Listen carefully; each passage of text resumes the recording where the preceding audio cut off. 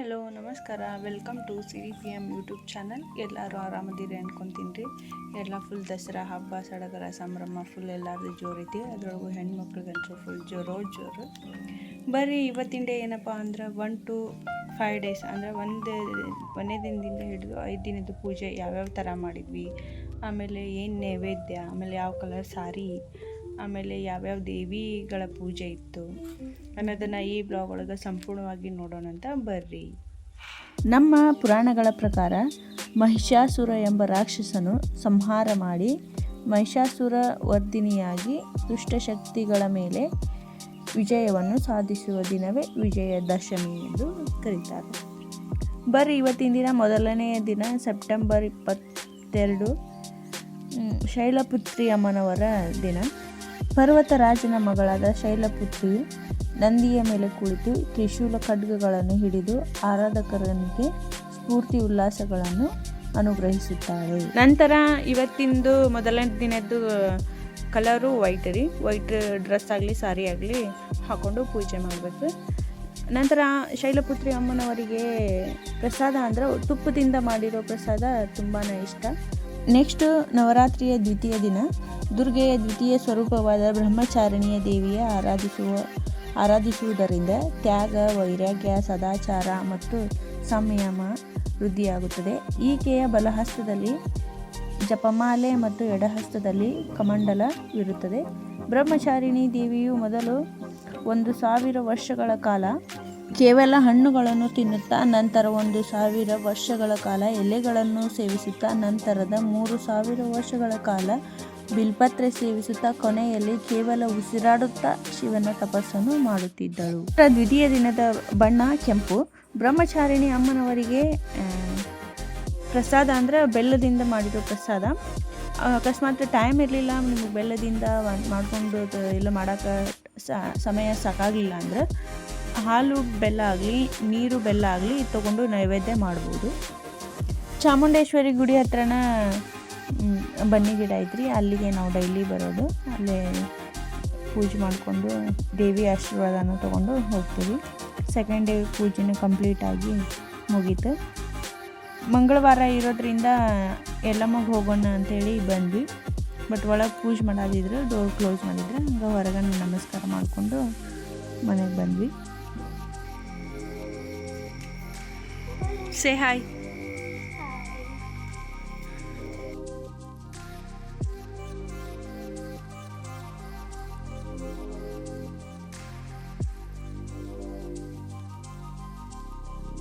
ಮೂರನೆಯ ದಿನ ಚಂದ್ರಘಟ್ಟ ದೇವಿಗೆ ಪೂಜೆ ಮತ್ತು ಆರಾಧನೆ. ಚಂದ್ರಘಟ್ಟ ದೇವಿ ಅಂದರೆ ಗಂಟೆಯ ಆಕಾರದ ಚಂದ್ರನ ಮುಕ್ತಕರದಲ್ಲಿ ಧರಿಸಿದವಳು.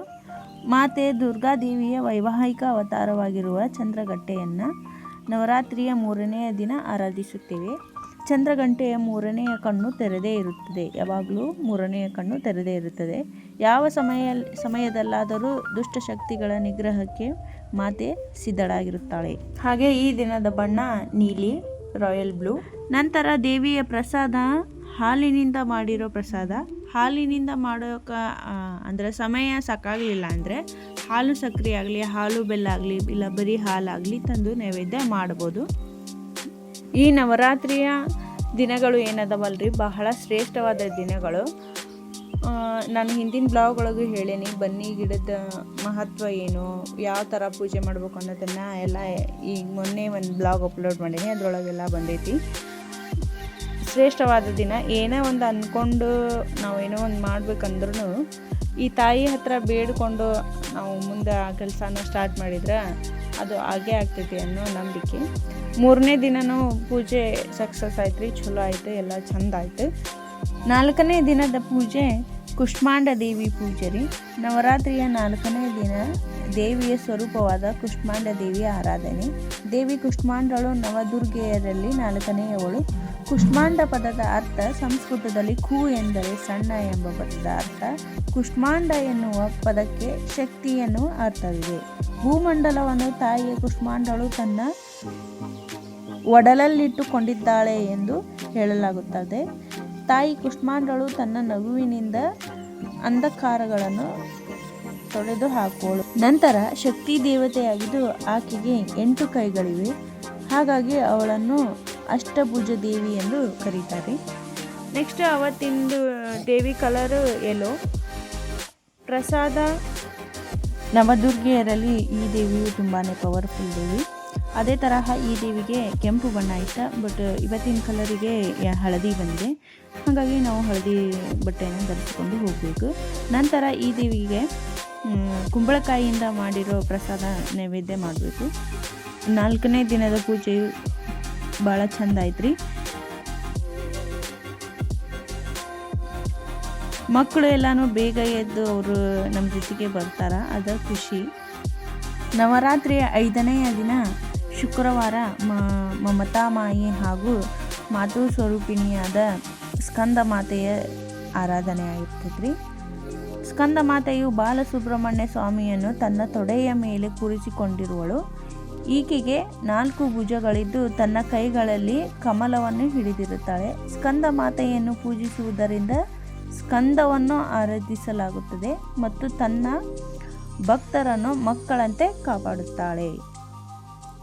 ಇವತ್ತು ನಾವು ಸ್ಕಂದ ಮಾತಾ ಪೂಜೆಗೆ ಹೊರಟೇವ್ರಿ. ಎಲ್ಲರೂ ಬೇಗ ರೆಡಿಯಾಗಿ.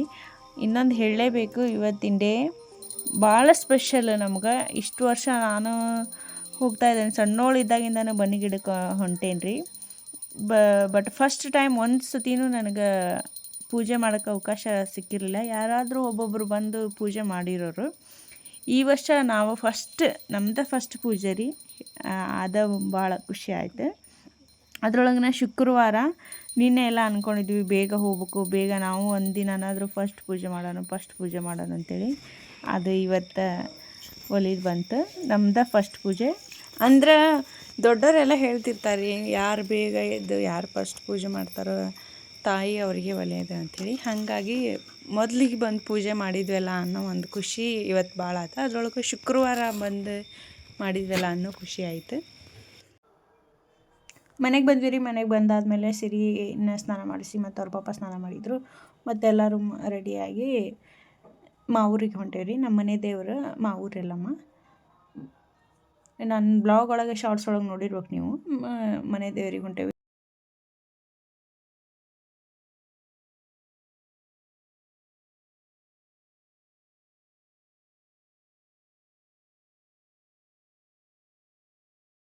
ಈ ತಾಯಿನ ನೋಡ್ರಿ, ನಮ್ಮ ಮನೆ ದೇವರು, ಹೆಣ್ಣು ದೇವರು ಮಾವೂರೆಲ್ಲಮ್ಮ. ಇದ್ರದ್ದು ಜಾತ್ರೆ ತೇರು ಆಗ್ತೈತೆ ರೀ, ಮಸ್ತ್ ಆಗ್ತೈತಿ. ದೇವಿ ದರ್ಶನ ತೊಗೊಂಡು ನಾವು ಊರಿಗೆ ಹೊಂಟ್ವಿ ರೀ. ನಾನು ಈ ಬ್ಲಾಗ್ನ ಇಲ್ಲಿಗೆ ಎಂಡ್ ಮಾಡ್ತೀನಿ. ನವರಾತ್ರಿದ್ದು ಮೊನ್ನೆ ಒಂದು ಬ್ಲಾಗ್ ಹಾಕೇನ್ರಿ, ಅದನ್ನು ಹೋಗಿ ಯಾರೆಲ್ಲ ನೋಡಿಲ್ಲ ಚೆಕ್ ಮಾಡಿಕೊಡ್ರಿ. ಈ ಬ್ಲಾಗ್ ಒಳಗೆ 1 to 5 days ಎಲ್ಲ ಪೂಜೆ ಎಲ್ಲ ಅದಾವ್ರಿ, ನೋಡಿರಿ. ನಿಮ್ಗೆ ಇಷ್ಟ ಆದ್ರೆ ಲೈಕ್ ಮಾಡಿರಿ, ಶೇರ್ ಮಾಡಿರಿ, ಕಮೆಂಟ್ ಮಾಡಿರಿ. Thank you.